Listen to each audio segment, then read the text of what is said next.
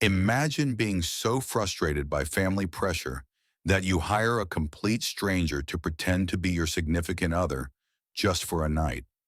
Now imagine that stranger walking into your life not as the quiet, forgettable person you expected, but as someone who completely changes your world. That's exactly what happened to Julian Caldwell, a man who thought he was simply solving a problem with money only to discover that some things can't be calculated or contained. Julian wasn't just any man. He was a visionary in tech, someone who built a company from scratch and now ruled over boardrooms with the same precision he used to write code. Confidence wasn't his issue, connection was. He was the kind of person who could win over investors with a single pitch, but struggled to explain why he still showed up solo to every family gathering. Especially now with his sister's wedding looming like a social trial he'd rather skip. Family events were always chaotic, but weddings, that was a whole different battlefield. His sister Olivia had made it clear that this time he wasn't getting away with just showing up alone and leaving early. She wanted him to bring someone who could silence the whispers from their extended family who had been quietly speculating for years about why the genius billionaire hadn't settled down. She wanted a girlfriend at her wedding, a real one, or at least one that looked convincing enough to fool the room. Jules, as Olivia affectionately called him, was tired. Tired of being the subject of dinner table interrogations. Tired of Aunt Mildred's invasive questions. And absolutely tired of Olivia's matchmaking schemes, which included inviting ex-girlfriends and potential suitors to the wedding by accident. So instead of resisting, he decided to fight back with strategy. What he needed wasn't love. It wasn't even companionship. What he needed was a solution, a buffer, a woman who could show up, smile, make polite conversation, and disappear at the end of the night like a professional actor leaving the stage. It wasn't personal, it was tactical. He wanted no mess, no expectations, and no strings. But there was a problem. Where do you even find someone for a gig like this?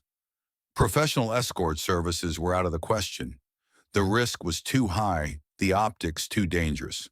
Friends that would complicate things.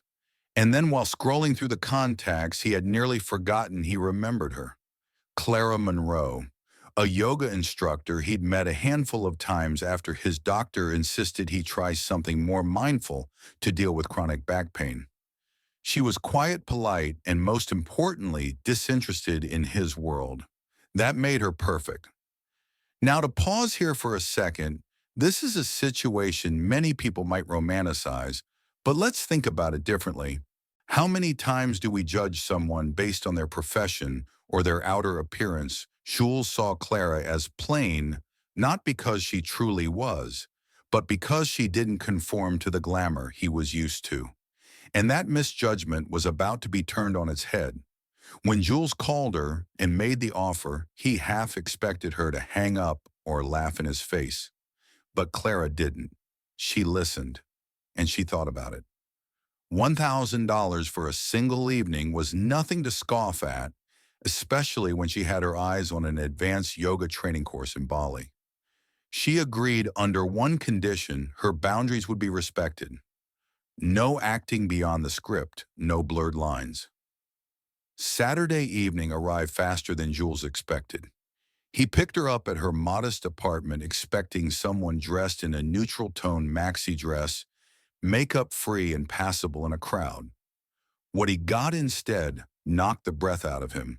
There are moments in life when everything you think you know collapses in an instant, and this was that moment for Jules. Clara opened the door in a cobalt blue silk gown with soft waves cascading over her shoulders and a confidence that shimmered just as much as the delicate silver chain around her neck. She wasn't the yoga instructor he remembered. She was radiant, commanding, mesmerizing. This is where the script takes on another layer. We're often told not to judge a book by its cover, but in this case, it wasn't just about appearance. It was about how people can hide their light until the right moment invites them to shine. Clara wasn't trying to impress anyone. She just decided for once to show the world what she was capable of. And that decision sent ripples through everything Jules thought he knew about control, presentation, and first impressions. At the wedding venue, the reactions were immediate. Heads turned, conversations paused. Olivia and Mrs. Caldwell were stunned, and not just by Clara's beauty, but by her ease. She wasn't overwhelmed by the upscale crowd. Instead, she navigated them like a seasoned socialite. She quoted Virginia Woolf in a literary discussion, debated AI trends with tech investors, and even offered yoga breathing techniques to a stressed-out executive. She wasn't just playing the role of the girlfriend, she was becoming someone who actually belonged in this world. Jules found himself watching her not out of necessity but fascination. He wasn't acting anymore. The woman he'd hired to get through one evening had suddenly become the highlight of it. As they danced, it felt less like a performance and more like the beginning of something neither of them could have predicted. Real-life example time. Many relationships that begin in unconventional ways are initially written off by friends or even the people involved. But often it's those unscripted, unpredictable starts that reveal the most authentic dynamics. Whether it's the friend of a friend you meet at the worst time in your life, or a colleague you never noticed until one random shared project, chemistry isn't about perfect conditions. It's about moments that shift something inside of you. And that's exactly what happened during that dance. It wasn't just about proximity. It was the way Clara looked at him like she actually saw him, not the CEO, not the planner, but the man. The music was just background noise to a new understanding unfolding between them. After the wedding, instead of relief, Jules felt something strange regret. He didn't want the night to end. He didn't want the arrangement to be over, so he did what he rarely did. He made an unscheduled call the next morning, invited her to breakfast, told himself it was for debriefing. But deep down he knew this wasn't business anymore. Over coffee, he dropped the act, told her the truth, that he enjoyed her company far more than he'd expected, that the evening had changed something in him. Clara, thoughtful as ever, didn't jump to respond. She asked the real questions about compatibility, about lifestyle differences, about whether something that began in pretense could evolve into something real. Jewel didn't have all the answers, but he had clarity, the kind that doesn't come from logic or planning, but from feeling something you can't explain. And he was willing to try. That's what mattered. Their relationship wasn't seamless. There were moments of doubt, awkward run-ins with snide socialites, and internal fears about whether love could survive the mismatch of their worlds. But love in its truest form doesn't ask for matching resumes. It asks for respect, vulnerability, and growth. Jules grew, Clara flourished, and together they built something neither of them had planned, but both of them had needed. As their relationship unfolded, something beautiful happened. The lines between their vastly different worlds began to blur. Jules, the man who once measured value in venture capital and software metrics, found himself browsing local farmers markets on weekends, discussing homegrown herbs with Clara while sipping organic chai. He was still the tech CEO, still responsible for millions of dollars and thousands of users.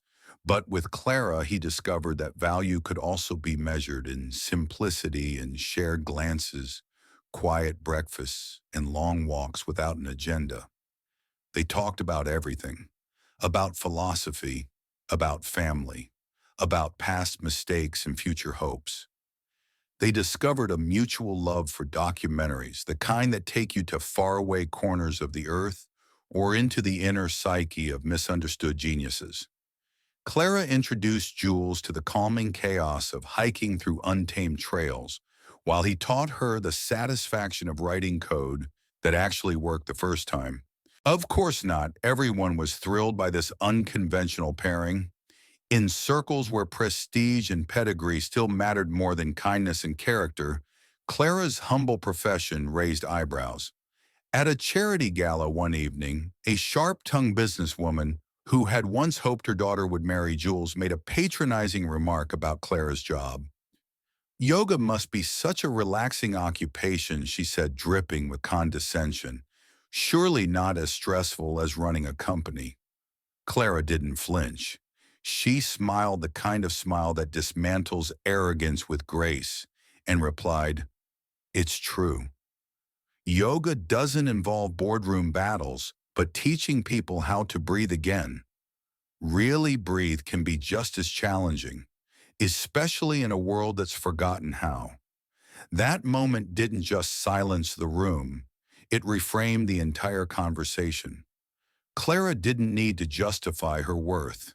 Her presence did that for her. Now let's pause for a brief reflection. Too often we treat professions as identity assigning value to someone based on what they do instead of who they are. But identity is richer than occupation. Clara didn't need corporate status to be respected. She had something rarer: emotional intelligence, empathy, and authenticity. These are qualities that build resilient relationships and lasting influence far beyond job titles. Jules understood this now. The man who once orchestrated every element of his life with spreadsheets and KPIs began to let go. He allowed space for imperfection, for surprise, for emotions that couldn't be mapped. One warm Sunday afternoon, as they sat under a tree in Austin's Zilker Park, Clara rested her head on Jules's shoulder. They didn't talk much that day. They didn't need to. It was one of those moments when silence says everything, when being near each other is enough. But even in love, questions linger. Could something that started as fiction truly become a lifelong story? Clara wondered that silently on many nights. After all, they had begun with roles and scripts. Could they last without them? Jules had his own answer to that. Quietly behind the scenes, he began working on something. Not a new app or investment portfolio, but a home. Not just any home, a space designed not for luxury, but for meaning. He remembered Clara once mentioning her dream: a quiet place with lots of natural light, a small yoga studio, and a view of something green and living. He held on to those words like blueprints for the future. One afternoon, he took her for a drive. As they pulled up to a plot of land overlooking a peaceful garden, tucked away from the bustle of the city, she looked confused. "Where are we?" she asked. Jules smiled and pointed to a newly erected sign that displayed a rendering of a modern yet warm house. Clean lines, huge windows, and a modest but sunlit studio in the back. "This is where I want to build our future, Clara," he said, voice trembling just a little. She was speechless. For a woman so grounded, so deliberate, this gesture knocked her off balance. It wasn't just about the house. It was about being seen, understood, and cherished. And when Jules dropped to one knee and slipped a simple but beautiful ring onto her finger, there were no lingering doubts, just tears and a kiss that carried the weight of every unspoken word.